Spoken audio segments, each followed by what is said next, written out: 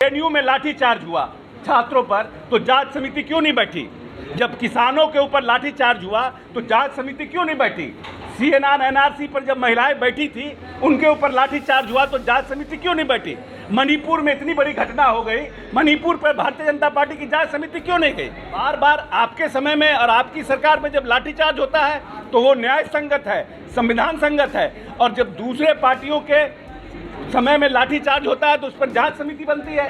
13 जुलाई को भारतीय जनता पार्टी ने विधानसभा मार्च किया था। उस मार्च के दौरान एक भाजपा के नेता की हार्ट अटैक से मृत्यु भी हो गई, लेकिन भारतीय जनता पार्टी के नेताओं का कहना है कि ये पूरा जो है वो ठिकरा सरकार के ऊपर फोड़ा जा रहा है। इतना ही नहीं, यह बातें भी कही गई कि जिस तरीके से जो रिपोर्ट आए हैं, पोस्टमार्टम रिपोर्ट, उसको लेकर भारतीय जनता पार्टी के जो लोग हैं वो आंदोलन करेंगे, जिसको लेकर आज मंत्री अशोक चौधरी ने कहा है कि आखिरकार जो आंदोलन करने की बात भारतीय जनता पार्टी के लोग कर रहे हैं, तो जब बिहार में अन्य पार्टियों के ऊपर लाठीचार्ज हुआ था उस वक्त ये बयान दे रहे थे कि जो हुआ है विधि सम्मत न्याय सम्मत कार्रवाई हुई है, और जब अपने ऊपर लाठी चला तो जांच बैठ गई। दूसरी बात उन्होंने कहा मणिपुर की घटना पर जांच क्यों नहीं हो रही है, साथ ही साथ जिस तरीके से सीएनआरसी में महिलाएं बैठी थी उस पर जांच क्यों नहीं बैठी। तो भारतीय जनता पार्टी की दोहरा चेहरा है और इस तरीके से यह राजनीति करती है। अशोक चौधरी का पूरा बयान। आंदोलन देखिए, वो तो एक पॉलिटिकल परसेप्शन बनाने की भारतीय जनता पार्टी के लोग कोशिश कर रहे हैं कि लाठीचार्ज हुआ और उसमें भारतीय जनता पार्टी का एक कार्यकर्ता जो है उसकी मृत्यु हो गई, लेकिन फैक्ट ये है कि वो आदमी छज्जू बाग में पाया गया और छज्जू बाग में गिरा हुआ पाया गया। प्रत्यक्षदर्शियों के साथ जो गवाह थे उन लोगों ने बयान दिया, सीसीटीवी कैमरा में सब कुछ दर्ज है, और उसके बाद यही तो कहा जाता है कि भारतीय जनता पार्टी के लोग कैसे चीज़ों को घुमाते हैं, ये देखने की बात है। सीसीटीवी कैमरा का फुटेज है, जो लोग प्रत्यक्षदर्शी उनको अस्पताल ले गए उनका बयान है, पोस्टमार्टम का रिपोर्ट है। उसके बाद भी मैं पूछना चाहता हूँ भारतीय जनता पार्टी से कि ये भारतीय जनता पार्टी की दोहरी नीति क्यों है कि जब जेएनयू में लाठीचार्ज हुआ छात्रों पर तो जांच समिति क्यों नहीं बैठी? जब किसानों के ऊपर लाठीचार्ज हुआ तो जांच समिति क्यों नहीं बैठी? सीएनआर एनआरसी पर जब महिलाएं बैठी थी उनके ऊपर लाठीचार्ज हुआ तो जांच समिति क्यों नहीं बैठी? मणिपुर में इतनी बड़ी घटना हो गई, मणिपुर पर भारतीय जनता पार्टी की जांच समिति क्यों नहीं गई? क्यों बिहार पर ही जांच समिति बैठी? जब आप मिर्चा फेंक रहे हैं, आप सिग्रीवाल जी को साफ साफ फुटेज में देख रहे हैं कि आप प्रतिबंधित एरिया से आप उसको आ रहे हैं, वापस आ रहे हैं, तो निश्चित रूप से जो लोग विधानसभा के बचाव में और जो पदाधिकारी विधानसभा घेरने के लिए जो लोग आ रहे थे उसके बचाव में जो लोग हैं वो कार्रवाई करेंगे, और उस कार्रवाई में लोगों पर लाठीचार्ज हुआ है। तो बार बार आपके समय में और आपकी सरकार में जब लाठीचार्ज होता है तो वो न्याय संगत है, संविधान संगत है, और जब दूसरे पार्टियों के समय में लाठीचार्ज होता है तो उस पर जांच समिति बनती है। ये दोहरी नीति कैसे चलेगी? मणिपुर की घटना जो है उसकी जितना निंदा की जाए उतना कम है,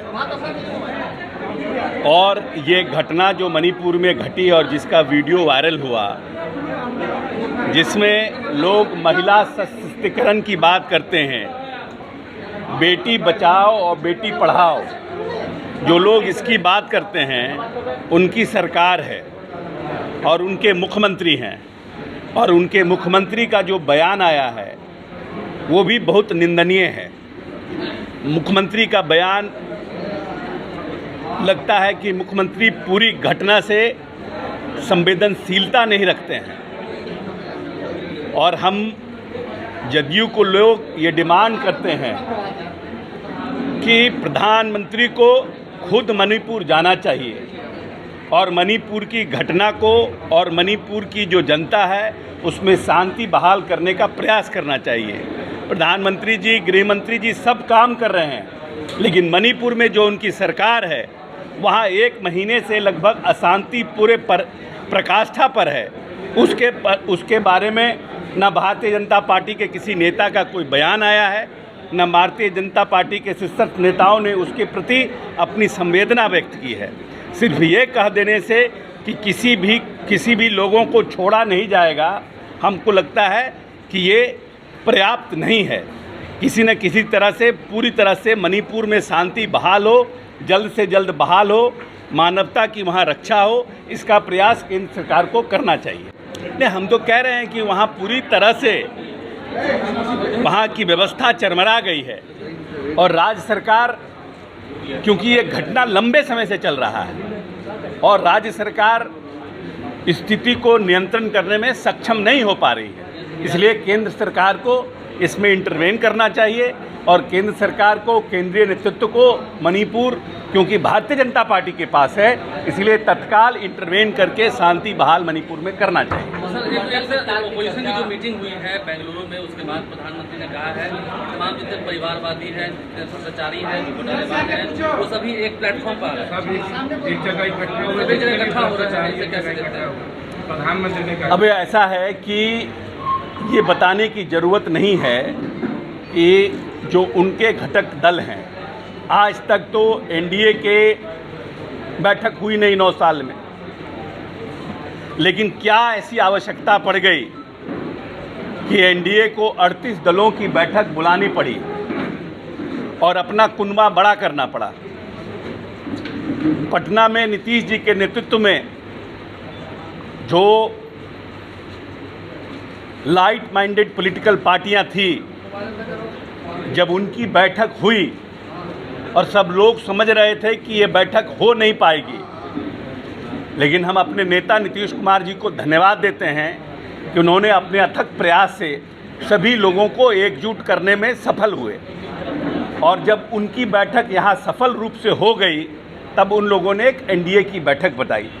जहाँ तक परिवारवाद का बात है, माननीय उप मुख्यमंत्री तेजस्वी यादव ने बड़ी विस्तार से विधानसभा में जितने परिवारवादी लोग भारतीय जनता पार्टी में हैं, उनका नाम गिनाने का काम किया है। इसीलिए परिवारवाद पर या भ्रष्टाचार पर जो लोग दूसरे पर उंगली उठाते हैं, तो 3 उंगली आपको खुद आपके ऊपर आती है। भारतीय जनता पार्टी पे भी बहुत से ऐसे लोग हैं जिनके ऊपर भ्रष्टाचार का आरोप है, लेकिन भारतीय जनता पार्टी में आने के बाद उनके पास एक ऐसा डिटर्जेंट पाउडर है कि जिसको आते ही उस डिटर्जेंट पाउडर से सफाई उनका हो जाता है और जो लोग हमारे पास आते हैं वो बदबूदार हो जाते हैं। इसलिए भारतीय जनता पार्टी की ये दोहरी नीति आने वाले चुनाव में नहीं चलेगी। प्रदेश के और देश की जनता समझ रही है कि कितना परिवारवाद भारतीय जनता पार्टी में है, कितना भ्रष्टाचार भारतीय जनता पार्टी में है, कौन कौन लोगों के ऊपर कितने कितने आरोप थे और वो लोग भारतीय जनता पार्टी में जाकर के मंत्री बनने से साथ साथ उनको भी महिमा मंडित किया गया। देश के शीर्ष नेता ने जिन पार्टी के बारे में उन्होंने मंच से कहा, उनको नए मंत्रिमंडल में महाराष्ट्र में उनको जगह दी गई। इसलिए भ्रष्टाचार का आरोप लगाने से पहले भारतीय जनता पार्टी को भ्रष्टाचार के ऊपर में अपने किए गए कृत्य को भी देखना चाहिए।